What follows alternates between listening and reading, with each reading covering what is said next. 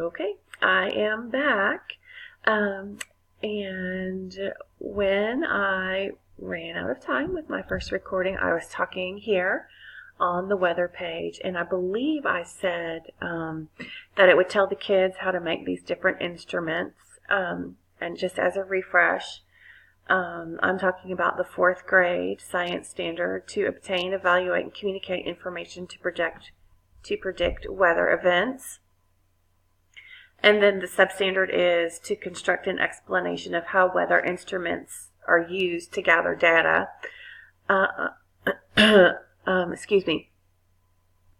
I was talking about, I believe I said this page would show them how to make these instruments. It will not. These are only the definitions. So the fourth graders can come here and they can look at the definitions. And then just see what the different type of weather instruments are and how they are used to get weather data.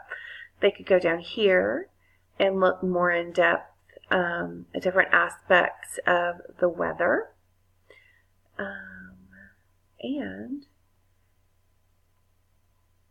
that is it for that standard. The only other thing I was going to say is that just in general, I think this is a really good resource for kids,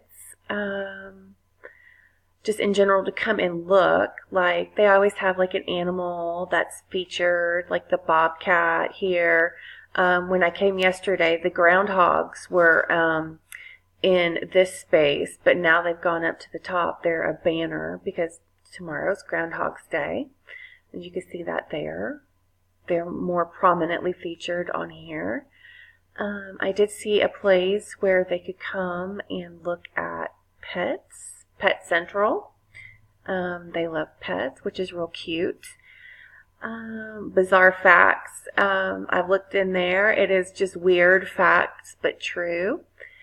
So there's just all sorts of different science-based information here. I think it's just a real interesting website.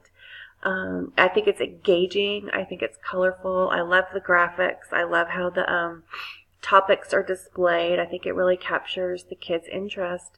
And I just overall really love this website for science-based research information.